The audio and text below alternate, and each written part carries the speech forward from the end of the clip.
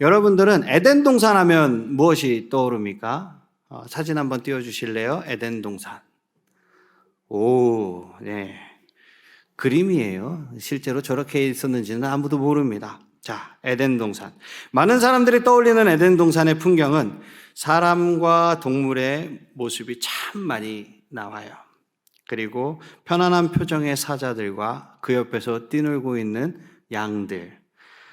그러니까 다툼과 분쟁이 없는 곳. 그 사이에서 아담과 하와가 편안하게 대화를 나누고 있습니다. 마치 경치 좋은 곳에서 휴가를 즐기고 있는 모습 같아 보여요. 그러나 이러한 상상의 중심에는 하나님의 창조에 관한 심각한 오해가 있습니다. 에덴 동산은 아무것도 하지 않고 하루 종일 온천욕이나 즐길 수 있는 곳이 아니라 생동감 넘치고 활기찬 공동체였어요. 아담과 하와에게는 해야 할 일이 있었기 때문에 매주 6일 동안은 일하러 나가야 했습니다. 다른 말로 하면 노동이란 타락의 결과가 아니라 우리 유익을 위해서 하나님이 고안하신 선물과도 같은 개념이에요. 우리는 일을 나쁘게 생각하는 경향이 있습니다. 그뿐만 아니라 일이 우리의 진짜 사역에 방해가 된다라고 생각을 하죠. 마치 사역은 교회 전임자, 그러니까 이제 저나 이제 목사님들이나 이제 교회 봉사하시는 분들만 할 수 있다라고 생각을 하는 거죠. 그러나 전혀 그렇지 않다라는 것입니다. 하나님은 우리가 농부이든 사업가이든 학생이든 운동선수든 상관없이 언제나 우리의 일을 다른 사람들에게 복음을 전하는 수단으로 활용하시고 이제 활용하도록 의도하셨다라는 거예요. 우리는 이것을 사도 바울의 삶과 사역에서 볼 수 있습니다. 바울은 선교사와 복음 설교자로 알려져 있지만 사실은 또 하나의 직업이 있어요. 그것은 천막을 만드는 사람입니다. 우리 첫 번째 키워드를 보면서 성경을 계속해서 보도록 하겠습니다. 우리 첫 번째 키워드 큰 목소리로 한번 읽어볼까요? 시작! 바로 이것 내가 하는 일로. 여러분들이나 저나 그리스도를 알고 그리스도를 전해야 하는 기본 소명이 똑같이 있어요. 어떤 사람은 복음을 선포하도록 부름을 받았고 또 어떤 사람은 그렇지 않다고 하는 것은 잘못된 생각이라는 거죠. 그리스도를 따르는 사람은 직업을 목적으로 삼아서는 안 되는 거예요. 그래서 목적을 위한 수단으로 여겨야 되는 거예요. 직업이란 목적을 위한 수단입니다. 바울이 이해했던 것처럼 하나님은 우리가 자신의 삶과 역할과 직업을 복음을 전하는 밑거름으로 여기기를 원하십니다. 우리 사도행전 18장 1절에서 4절까지의 말씀을 한번 보도록 하겠습니다. 제가 봉독해 읽을게요. 그 후에 바울이 아덴을 떠나 고린도에 이르러 아굴라라 하는 본도에서 난 유대인 한 사람을 만나니 글라우디오가 모든 유대인을 명하여 로마에서 떠나라고 한 고로 그가 그 안에 브리스길라와 함께 이달리아로부터 새로 온지라. 바울이 그들에게 가매 생업이 같음으로 함께 살며 이르라니 그 생업은 천막을 만드는 것이더라.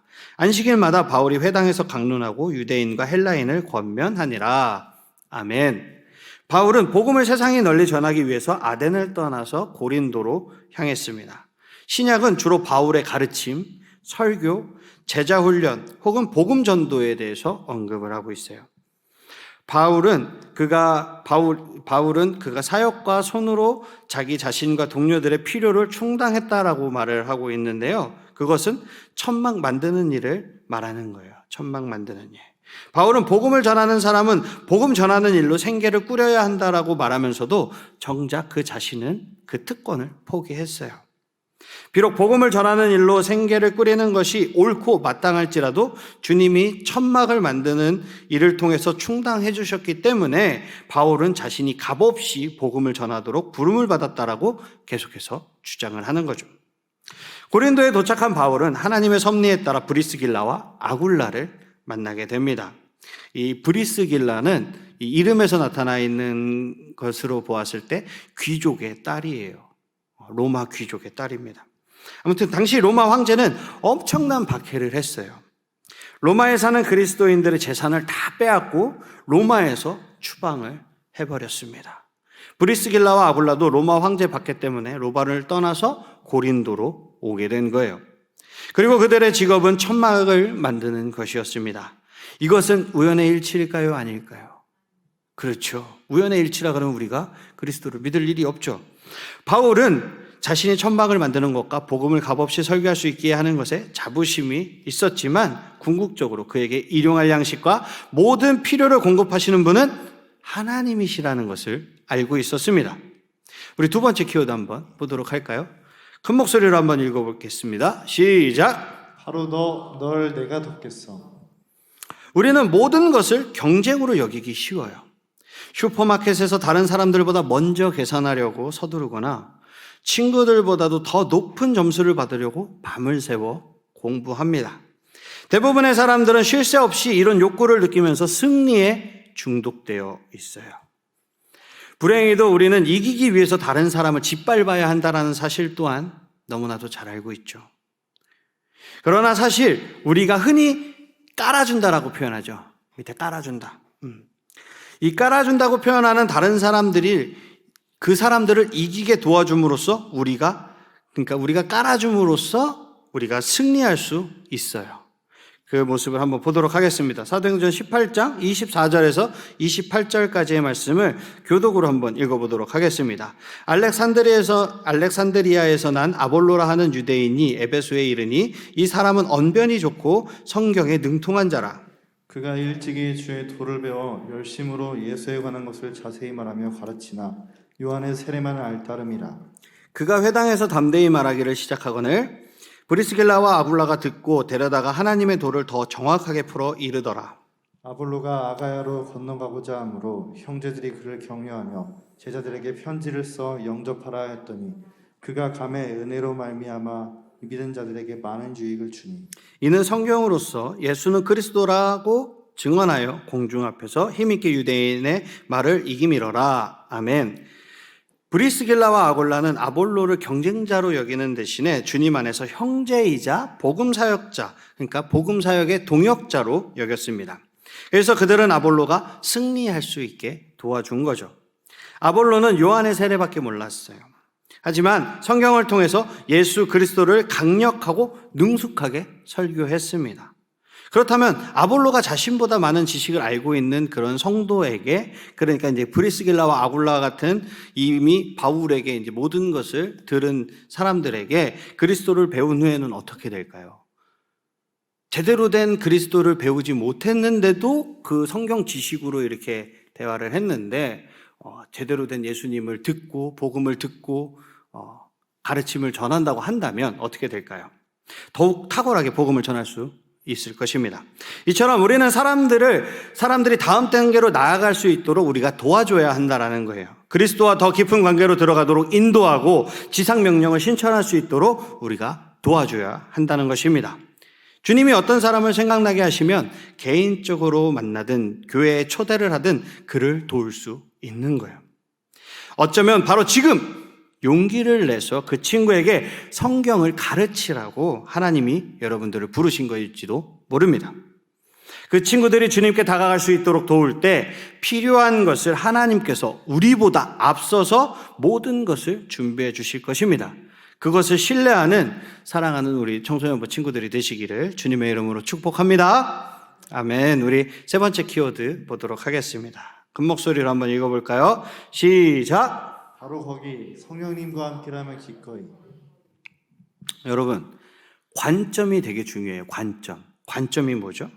관점. 세상을 바라보는 틀입니다. 틀. 평소에 잘 알고 있다고 자부했던 어떤 주제를 내가 깊이 파고 들어가 보니까 오히려 내가 얼마나 무지한지를 깨달은 적이 여러분 혹시 있습니까? 그런 경험을 통해서 우리는 겸손이라는 것을 배우게 돼요. 그와 마찬가지로 일이 잘 풀릴 때에는 모두 나의 탁월한 계획과 선견 지명 때문이라고 생각하기 쉬워요. 그러나 힘든 시기가 찾아오면 다시는 터널 끝에 빛을 보지 못할 것만 같은 깊은 절망감에 빠지게 되죠. 사람들은 대부분 감정이나 계획이나 관점 면에서 변덕스럽습니다. 그렇기 때문에 지금 읽을 본문이 상당히 중요해요. 우리 사도행전 20장 17절에서 24절을 교독으로 읽어보도록 하겠습니다. 바울이 밀레도에서 사람을 에베소로 보내어 교회 장로들을 청하니 오매 그들에게 말하되 아시아에 들어온 첫날부터 지금까지 내가 항상 여러분 가운데서 어떻게 행하였는지를 여러분도 아는 바니 곧 모든 겸손과 눈물이며 유대인의 관계로 말미암아 당한 시험을 참고 주를 섬긴 것과 유익한 것은 무엇이든지 공중 앞에서나 각 집에서나 거리낌이 없이 여러분에게 전하여 가르치고 유대인과 헬라인들에게 하나님께 대한 회개와 우리 주 예수 그리스도께 대한 믿음을 증언한 것이라. 보라 이제 나는 성령에 매어 예루살렘으로 가는데 거기서 무슨 일을 당하는지 알지 못하노라. 오직 성령이 각 성에서 내게 증언하여 결박과 환난이 나를 기다린다 하시나 내가 달려갈 길과 주 예수께 받은 사명 곧 하나님의 은혜의 복음을 증언하는 일을 마치려 하면은 나의 생명조차 조금도 귀한 것으로 여기지 아니하노라. 아멘. 여기 엄청 유명한 말씀이 나오죠. 내가 달려갈 길과 주 예수께 받은 사명 곧 하나님의 은혜의 복음을 증언하는 일을 마치려 하면은 나의 생명조차 조금도 귀한 것으로 여기지 아니하노라. 제가 시간 관계상 24절까지밖에 읽지는 않았지만 이 전체적인 맥락을 보기 위해서는 38절까지 한번 읽어보시는 것을 권해드립니다. 꼭 집에 가셔서 38절까지 한번 읽어보세요. 모닥불 옆에서든 버스 안에서든 아니면 캠프에서든 친구들과 나눴던 대화들을 이 시간 한번 딱 떠올려 봅시다. 함께 생활하거나 함께 일하거나 함께 즐기는 사람들에게 복음을 전할 기회를 모두 활용해 본 적 여러분 있습니까? 하나님을 전하는데 모든 시간을 쏟아본 적이 있습니까? 사도행전 20장 24절에 나오는 바울의 말이 여러분들에게는 어떠한 의미로 지금 다가오고 있습니까? 바울처럼 사람들에게 복음을 전하는 것이 내 생명보다도 더 중요하다고 자신 있게 여러분 말할 수 있습니까? 솔직하게 한번 이야기해 볼까요? 우리는 대부분 이런 종류의 부끄럼 없는 삶을 살기보다는 세상의 쾌락과 안락이나 특권을 너무나도 좋아하죠. 우리는 11조를 드리고 교회에서 봉사하고 어려운 이웃들을 섬기면서 스스로 말합니다. 다른 사람들보다는 내가 조금 더 잘하잖아.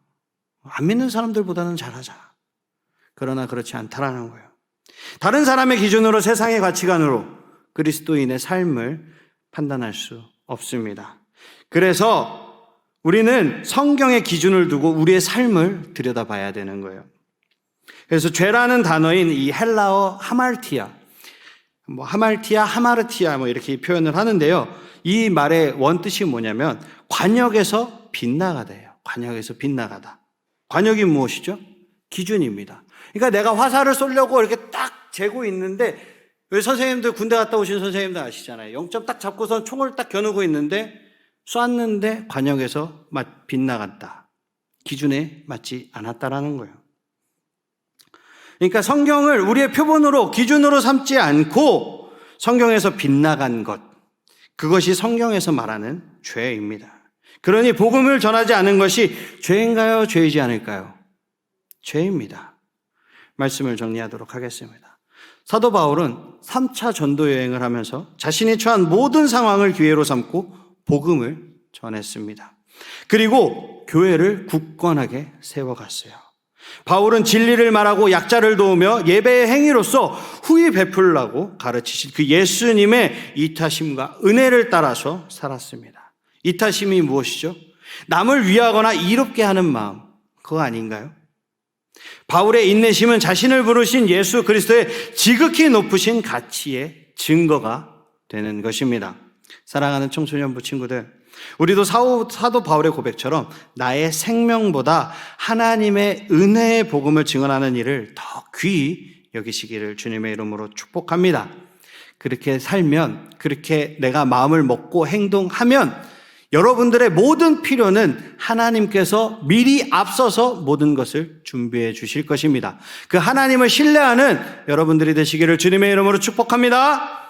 아멘. 우리 사도행전 20장 24절의 말씀을 크게 한번 읽고 찬양하도록 하겠습니다. 우리 24절 말씀 한 번만 더 띄워주세요.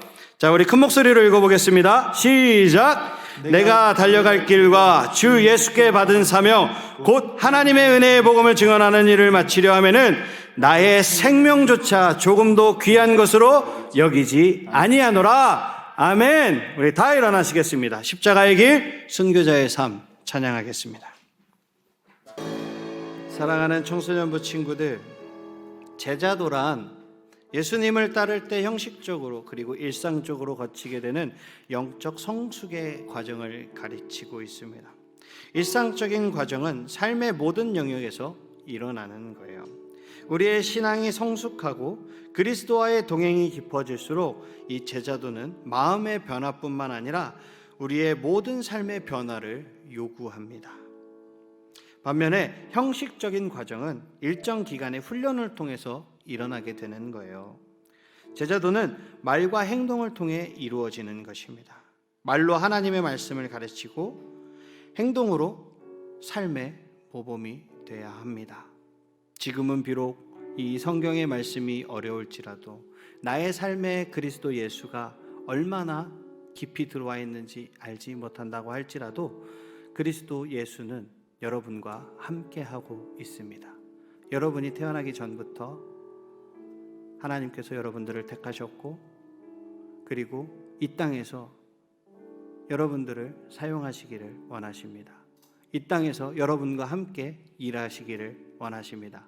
이것은 하나님이 전지전능하시지 않다라는 게 아니에요. 여러분과 함께 하고 싶다라는 것입니다. 부모님의 기쁨이 언제인지 알아요? 여러분과 함께 무언가를 할 때 부모님은 기뻐하십니다. 하나님도 마찬가지인 거예요. 내가 부족해서 하나님께서 부족하셔서 여러분들과 함께 동역하고 싶으신 게 아니라 하나님이 여러분들에게 아버지가 되시기 때문입니다. 여러분들은 하나님의 자녀가 되기 때문인 것입니다. 다른 게 없어요.